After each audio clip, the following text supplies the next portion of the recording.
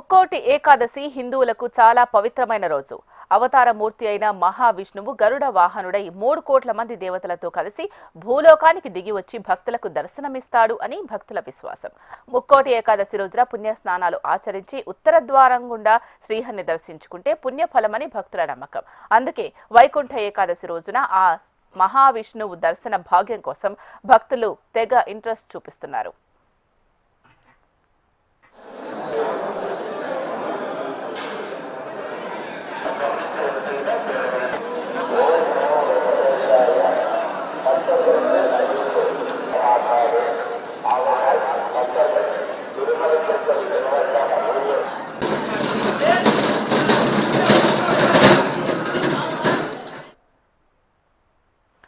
శుద్ధ ఏకాదశి, బహుళ ఏకాదశి అంటూ నెలకు 2 సార్లు చొప్పున సంవత్సర కాలంలో ఏకాదశి తిథి 24 సార్లు వస్తుంది.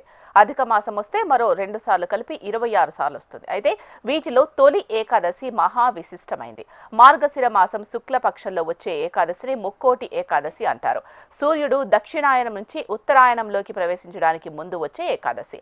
ఆ రోజున మహావిష్ణువు గరుడ వాహనుడై 3 కోట్ల మంది దేవతలతో కలిసి భూలోకానికి దిగి వచ్చి భక్తులకు దర్శనమిస్తాడని, అందుకే దీనిని ముక్కోటి ఏకాదశి అని పేరు వచ్చినట్లు అష్టాదశ పురాణాలు పేర్కొంటున్నాయి. ఆ రోజున తెల్లవారుజామునే ఏకాదశి ఘడియలు దాటిపోక ముందే ఉత్తర ద్వార దర్శనం చేసుకోవడం మంచిదని పండితులు చెబుతున్నారు.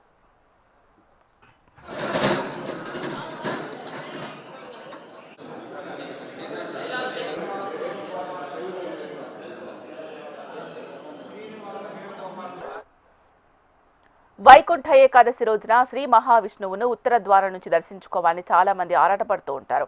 వైకుంఠం తలుపులు తెరుచుకునే ఈ పర్వదినాన శ్రీహరి ముక్కోటి దేవతలతో భూలోకానికి వచ్చి భక్తులకు దర్శనమిస్తాడు.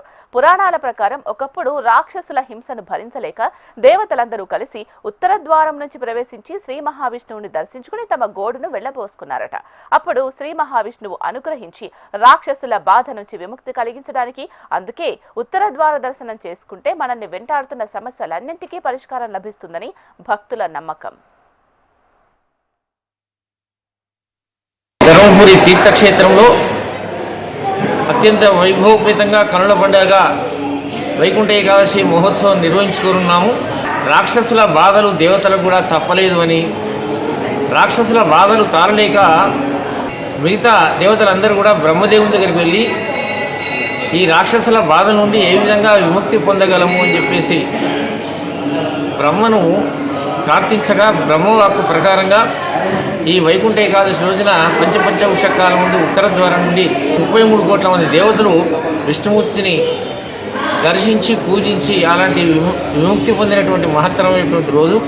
మానవులు సహజంగా అనేకమైన ఇతి బాధలు, అనేక జన్మలో చేసినటువంటి పాపాలన్నీ కూడా హరించుకోవడానికి అనంతమైనటువంటి మహాపుణ్యము, అదేవిధంగా మనకు ఉన్నటువంటి సమస్త బాధలన్నీ కూడా తొలగించుకోవడానికి ఉపాయంగా తెలియజేస్తూ భగవద్బంధువులు తామెల్లరూ ఎక్కడ ఉన్నా పంచపంచవృషకాల ముందు వైకుంఠ ఏకాదశి రోజున విష్ణుమూర్తిని దర్శించండి, పూజించండి, మనకున్నటువంటి బాధల నుండి విముక్తి పొందండి.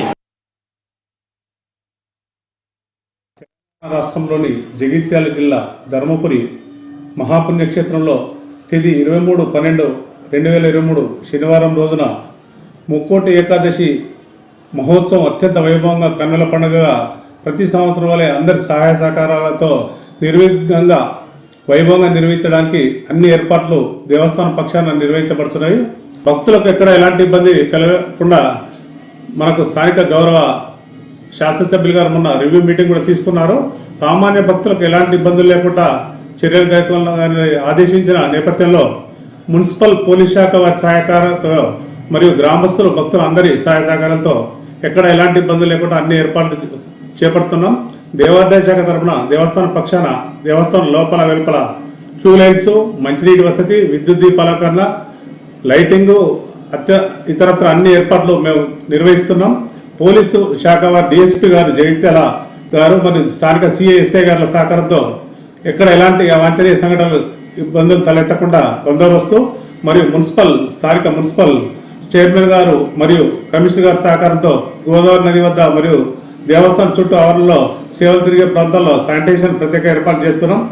ఏకాదశి మహోత్సవానికి ఈ జిల్లాని ఉమ్మడి కరీంనగర్ జిల్లా నుండే కాక నిజామాబాద్, మహారాష్ట్ర హైదరాబాద్ ఇతర చుట్టుపక్కల జిల్లాల నుండి సుమారు 50,000 నుండి 70,000 మంది భక్తులు ఇచ్చేవారు. మహిమాన్వితమైన ముక్కోటి ఏకాదశి రోజున ప్రాతకాలం సేవిస్తే మనకు సకల దోషాలు తొలగిపోతాయని పురాణాలు చెప్తున్నాయి. వైకుంఠ ద్వారం 5 గంటలకు ప్రారంభమవుతుంది. భక్తులు ఎంతో మహిమాన్వితమైన ఈ ముక్కోటి ఏకాదశి పర్వదినం రోజున స్వామివారిని ప్రాతకాలం సేవించి స్వామివారి కృపకు పాత్రలు కావాలని మనవి చేస్తున్నాం. ముక్కోటి ఏకాదశి హిందువులకు చాలా పవిత్రమైన రోజు. అవతారమూర్తి అయిన మహావిష్ణువు గరుడ వాహనుడై 3 కోట్ల మంది దేవతలతో కలిసి భూలోకానికి దిగివచ్చి భక్తులకు దర్శనమిస్తాడని భక్తుల విశ్వాసం. ముక్కోటి ఏకాదశి రోజున పుణ్య స్నానాలు ఆచరించి ఉత్తర ద్వారం గుండా శ్రీహరిని దర్శించుకుంటే పుణ్యఫలమని భక్తుల నమ్మకం. అందుకే వైకుంఠ ఏకాదశి రోజున ఆ శ్రీ మహావిష్ణువుని దర్శన భాగ్యం కోసం భక్తులు తెగ ఆసక్తి చూపిస్తున్నారు. మరి ఈ నేపథ్యంలో తిరుమల అలాగే కరీంనగర్లో పరిస్థితి ఏ విధంగా ఉంది, ఏర్పాట్లు ఎలా ఉన్నాయి, పూర్తి సమాచారం అందించడానికి తిరుమల నుంచి మా ప్రతినిధి సురేష్, కరీంనగర్ నుంచి మా ప్రతినిధి గోపాలకృష్ణ లైవ్ లో సిద్ధంగా ఉన్నారు. తిరుమలకు వెళ్దాం. తిరుమల నుంచి సురేష్ సిద్ధంగా ఉన్నారు. సురేష్, చెప్పండి, తిరుమలలో స్వామివారి దర్శన భాగ్యానికి వైకుంఠ ఏకాదశికి ఎంతమంది భక్తులు తరలి రానున్నారు ఒక్కరోజే, అండ్ ఏర్పాట్లు ఎలా ఉన్నాయి?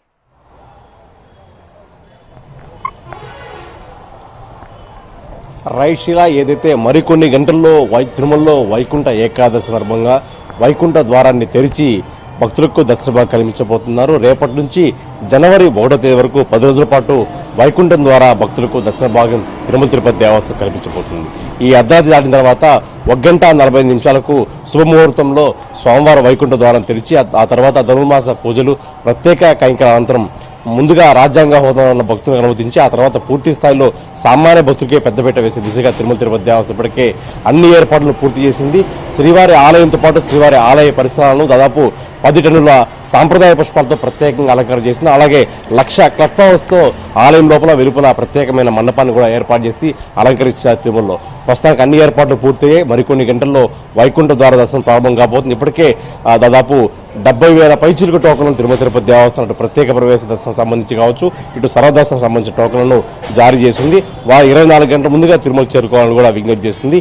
ఈ 10 రోజులు కూడా పూర్తి స్థాయిలో ఎటువంటి టికెట్ టోకన్ లేని వారికి ఖచ్చితంగా దర్శనం ఉండదని ముందుగా ప్రకటించింది. ఈ నేపథ్యంలో ఉదయం నుంచి కూడా తిరుమలలో హడావిడి నెలకొంది. ఏదైతే ప్రముఖులు దాదాపు ఇప్పటికి 7 పైగా మంత్రులు తిరుమల చేరుకొని అధికార యంత్రంపై ఒత్తిడి తీసుకొచ్చి ప్రత్యేకమైన వసతి అలాగే టికెట్లను ప్రత్యేకంగా ఇవ్వాలని డిమాండ్ చేస్తున్నారు. అదేవిధంగా ఇతర రాష్ట్రాలకు చెందిన మంత్రులు కూడా ఇప్పటికే కొండకు చేరుకున్నారు. మరోపక్క సుప్రీంకోర్టు, హైకోర్టు సంబంధించి న్యాయమూర్తి కూడా తిరుమల చేరుకొని ఉన్నారు. వీరందరికీ రేపు ఉదయం 1:40 తర్వాత పూర్తి స్థాయిలో ప్రత్యేకమైన దర్శనం తర్వాత వీరందరికీ దర్శనం కల్పించబోతుంది. ఆ తర్వాత సామాన్య భక్తులకి పెద్దపీట వేసే దిశగా తిరుమల తిరుపతి దేవస్థానం పూర్తి స్థాయి రంగం చేసింది. అదేవిధంగా రేపు చూసుకున్నట్లయితే రేపు ఉదయం అలా స్వామివారికి ప్రత్యేకంగా స్వర్ణరథం ఊరేగించబోతున్నారు. ఎల్లుండి తెల్లవారుజాము 4 గంటలకి చక్రస్నాన మహోత్సవాన్ని తిరుమల తిరుపతి దేవస్థానం నిర్వహించబోతుంది. పూర్తి స్థాయిలో అన్ని ఏర్పాట్లను పూర్తి చేసింది.